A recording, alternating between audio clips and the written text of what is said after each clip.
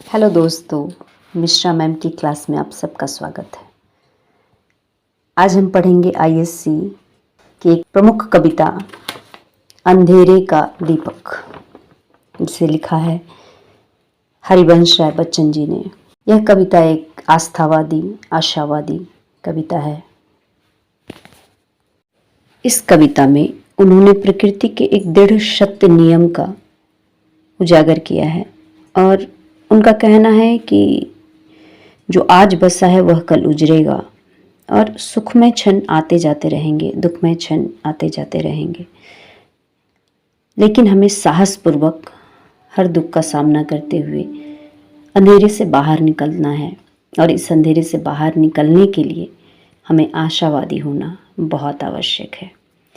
और अपनी कविताओं में इसी चीज़ का उन्होंने वर्णन किया है अंधेरी रात पर दीवा जलाना कब मना है, कल्पना के हाथ से कमनीय जो मंदिर बना था, भावना के हाथ ने जिनमें बितानों को तना था, स्वप्न ने अपने करों से था जिसे रुचिए सवारा, स्वर्ग के दुष्प्राप्य रंगों से रसों से जो सना था, ढह गया वह जो जुटाकर ईंट पत्थर कंकरों को एक अपनी शांति की कुटिया बनाना कब मना है अंधेरी रात पर दीवा जलाना कब मना है। प्रस्तुत पाठ्य पुस्तक काव्य मंजरी के अंधेरे का दीपक से लिया गया है और इसमें कवि ने अपने आशावादी और आस्थावादी दृष्टिकोण को दर्शाते हुए कहा है कि प्रकृति में आदिकाल से सृजन और संहार का क्रम चलता रहा है और चलता रहेगा, लेकिन मनुष्य को इस परिवर्तन से विचलित नहीं होना है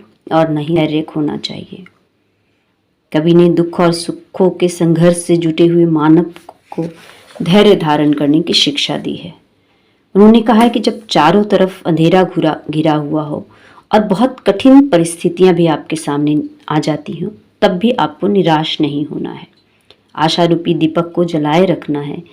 सुख की कल्पना करके अपने सुंदर सपने जो सजोए थे, जिसे अपनी भावनाओं के द्वारा चारों ओर से आपने आच्छादित किया था, उन सपनों के द्वारा जो आपने अपने हाथों से बहुत अच्छे से संवारा सजाया था, बहुत कल्पनाओं में, अपने स्वर्ग की कल्पनाओं में उसे देखा था, सुख रूपी रसों से जिसे आपने सजाया संवारा था, उस कल्पना का सुनहरा स्वरूप अगर टूट जाता है एक झटके में, तो कल्पना के जो सुख के ईंट पत्थर और कंकर जो होते हैं वह बिल्कुल ढहे हुए कबाड़ की तरह लगते हैं, एक कंकड़ों का एक ढेर बन जाता है।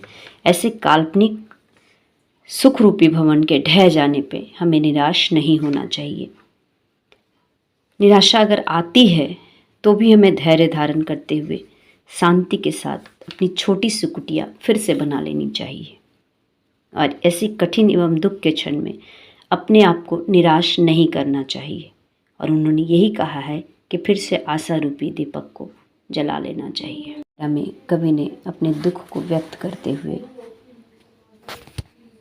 बाहर निकलने के लिए प्रेरित किया है। जैसा कि आप सब जानते हैं कि हरिवंश राय बच्चन जी के जीवन में बहुत ही दुखद घड़ी आई थी, जब उनकी प्रथम पत्नी का देहांत हो गया था और वो निराशाओं से घिर गए थे। तभी उन्होंने इस तरह की बहुत सारी कविताओं का निर्माण किया था और उसी में से यह एक कविता है जिन्होंने उन्हें प्रेरित किया था कि इस दुख से बाहर निकलें। अगली पंक्तियां हैं। बादलों के अश्रु से धोया गया नवनील लीनम नीलम, का बनाया था गया मधुपात्र मनमोहक मनोरम, प्रथम उषा की किरण की लालिमाशी लाल मदिरा थी उसी में चमचमाती, नभ घनों में चंचला सम, वह अगर टूटा मिलाकर हाथ दोनों की हथेली, एक निर्मल स्रोत से तृष्णा बुझाना कब मना है अंधेरी रात पर दीवा जलाना कब मना है।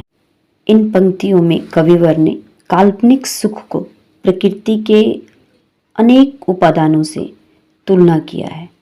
उन्होंने कहा है कि तुम्हारी सुनहरी जो कल्पना के सुख हैं वह बादल के स्वच्छ जल से धोए हुए नीलम पत्थर की भांति चमकीले हैं, नीले आकाश के समान मनमोहक और सुंदर है। तुम्हारे सपनों के सुख मन को आकर्षित और मोहित करने वाले थे। वे तुम्हारे काल्पनिक सुख उषाकालीन जो स्वर्णिम सूर्य की किरणें होती है उसके समान चमकीले और आकर्षक थे, तथा तीक्ष्ण लाल मदिरा के समान वह मादक भी था। किंतु तुम्हारी संपूर्ण जो कल्पनाएं थी, कल्पनाओं का जो बादल था, उनके बीच चमकती हुई बिजली के समान थी। वह सुख अगर तुम्हारे पास से चला जाता है तो ऐसे में तुम्हें निराश नहीं होना चाहिए। वह मानव को प्रेरित करते हैं कि तुम अपने मन में पुनः एक काल्पनिक निर्मल स्रोत का निर्माण करके अपनी प्यास को बुझाओ और इस संकट से बाहर निकलो, आशावादी हो, निराशा को पीछे छोड़ो और अपनी सारी इच्छाओं को पूरी करो। फिर वह कहते हैं कि अंधेरी रात के समय दीपक जलाना, प्रकाश को प्राप्त करना बुद्धिमानी का काम है और आगे बढ़ने के लिए हमें यह करना ही चाहिए। उनकी अगली पंक्तियां हैं, क्या घड़ी थी एक भी चिंता नहीं था पास आई, काली माँ को दूर छाया भी पलक पर थी न छाई, आँख से मस्ती छलकती बात से मस्ती टपकती, थी हंसी ऐसी जिसे सुन बादलों ने शर्म खाई, वह गई तो ले गई उल्लास के आधार माना, पर अथीरता पर समय की मुस्कुराना कब मना है अंधेरी रात पर दीवा जलाना कब मना है। कवि हरिवंश राय बच्चन जी अपने उस सुखद समय को, सुखद क्षण को याद करते हुए यह लिखते हैं कि एक ऐसा समय था जब उनके पास किसी भी प्रकार की कोई भी चिंता, कोई भी कष्ट नहीं था। अंधकार रूपी दुख तो दूर, उनकी परछाई तक उनके आसपास नहीं थी। उनकी आंखें हमेशा बहुत प्रसन्न रहा करती थी और किसी से भी बातचीत करते हुए बिल्कुल मस्त हुआ करते थे। सब समय उनके होठों पर हंसी रहा करती थी। वह इतने हर्षित मुद्रा में रहते थे जिसे देखकर सुनकर लोगों को प्रसन्नता होती थी, और प्रसन्नता से युक्त जो बादलों ने शर्म खा ली, ऐसी वे लज्जित हो गए थे। किंतु समय का चक्र इस प्रकार परिवर्तित होता है, इस तरह बदलता है कि वह अपने साथ सारे उल्लास और हर्ष के क्षण समेट करके लेकर चले जाते हैं। किंतु कभी पुनः आशा से परिपूर्ण होकर कहते हैं कि समय अस्थिर है, वह स्थिर नहीं रहता है।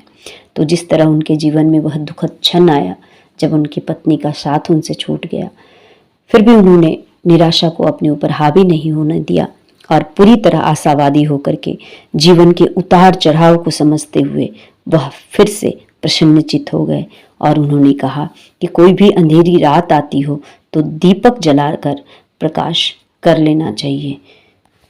आगे की पंक्तियों में उन्होंने कहा है कि हाय वे उन्माद के झोंकों को जिनमें राग जागा, वैभवों से फेर आंखें गान का वरदान मांगा, एक अंतर से ध्वनित हो दूसरों में जो निरंतर, भर गया अंबर अग्नि को मत्तता के गीत गागा, अंत उनका हो गया तो मन बहलाने के लिए ही, ले अधूरी पंक्तियों क्यों गुनगुनाना कब मना है अंधेरी रात पर दीवा जलाना कब मना है। जीवन के उसी सुखद क्षणों को याद करते हैं और कहते हैं कि जब प्रेम नशीले झोंके की तरह उनका जीवन में था, जिससे उनका मन जो था हर्ष से गूंजता रहता था और वह प्रेम के गीत जो थे उनके अंदर से स्फुटित होते रहते थे, निकलते रहते थे। उस समय उनकी संपन्नता से ऐसा था कि गीत को वरदान प्राप्त हो जाता था। बहुत हर्षित होकर के वह गीत जो थे एक दूसरे से जुड़े होते थे और वह प्रेम और मस्ती से भरे हुए ताल के साथ, राग के साथ पूरी पृथ्वी और आकाश को पूरी तरह से भर देते थे। यानी उनके जीवन में सुखमय क्षण जो थे वह बहुत ही आनंदमयी थे। हर वक्त उनके होठों पर गीत रहता था। लेकिन अचानक जब उनकी जिंदगी से यह प्रसन्नता चली गई तो गीत का अंत हो गया। फिर भी उन्हीं प्रेम के गीतों से अपने मन को सांत्वना प्रदान करने के लिए वह कहते हैं कि अगर गीत की पंक्तियां अधूरी रह गई हों तो उन अधूरी पंक्तियों को भी धीरे धीरे गुनगुनाना चाहिए और हमें उस कष्ट से बाहर निकलना चाहिए, कष्ट को भूल जाना चाहिए। और इस प्रकार कवि ने फिर हमें अंधकार रूपी दुख से बाहर निकलने के लिए दीपक को आशा के रूप में हमारे जीवन में जलाए रखने की प्रेरणा दी है। ये पंक्तियां थी, हाय वे साथी की चुंबक लौह से जो पास आए, पास क्या आए हृदय के बीच ही गोया समाए, दिन कटे ऐसे कि कोई तार वीणा से मिलकर एक मीन और प्यारा जिंदगी का गीत गाए। वे गए तो सोच कर यह लौटने वाले नहीं वे, खोज मन का मीत कोई लौ लगाना कब मना है अंधेरी रात पर दीवा जलाना कब मना। कवि अपने उस प्रेम भरे पल को याद करते हुए कहते हैं कि उनके जीवन में सुखमय क्षण के जो साथी थे, वो जिस तरह से लोहे को चुंबक आकर्षित करता है उसके समान वे स्वयं को खींचता हुआ महसूस करते थे। और उन्होंने कहा है कि वे मेरे इतने अधिक पास आ गए थे कि ऐसा महसूस होता था कि उनका स्थान जो है हृदय में प्राप्त हो गया था। उनके प्रेम भरे जो पल थे वह इतने उत्साहित थे, इतने उन्माद में थे और इतनी सुखद कट रहे थे कि जैसे वीणा के तार जो थे एक दूसरे से मिलकर सुरीले और मधुर संगीत बिखेरते हैं, वैसे ही उनकी जिंदगी में सुखद गीत चल रहे थे। परंतु ऐसे सुखमय क्षणों के व्यतीत हो जाने पर उन्हें ऐसा प्रतीत होता है कि वे दिन अब पुनः लौटकर नहीं आएंगे। और ऐसे दुखद समय में कवि गंभीरता से विचार करते हुए कहते हैं कि हमें मन का एक अभिन्न मित्र फिर से खोज लेना चाहिए और जीवन को फिर से सुचारू रूप से हमें आगे बढ़ाना चाहिए। यानी चारों ओर अगर अंधेरा भी हो जाए तो हमें आशा रूपी जो दीपक है वह जला करके अपनी निराशा को अपने आप से दूर कर जीवन को फिर सुखमय बनाने का प्रयास करना चाहिए। कुछ पंक्तियां हैं। क्या हवाएं थी कि उजरा प्यार का वह आशियाना, कुछ न आया काम तेरा शोर करना गुल मचाना। माना कि उन शक्तियों के साथ चलता जोर किसका, किंतु यह निर्माण के प्रतिनिधि तुझे होगा बताना। जो बसे हैं वे उजरते हैं, वो उजरते हैं प्रकृति के जर नियम से, पर किसी उजरे हुए को फिर बसाना कब मना है अंधेरी रात पर दीवा जलाना कब मना है। कवि के लिए वह दुखद क्षण बहुत ही तकलीफ दे रहा जब उन्होंने अपने प्रिय को खोया था। और उनका यही मानना था कि यह परिवर्तनशीलता जो है वह प्रकृति का नियम है। और इसी को पकड़ के उन्होंने कहा है कि सुखमय प्रेम के क्षणों में ऐसी प्राकृतिक तूफान आया कि संपूर्ण आशा रूपी प्यार का जो उनका आशियाना था, महल था, वह उजड़ गया। सुख का महल जो था वह उनका टूट गया।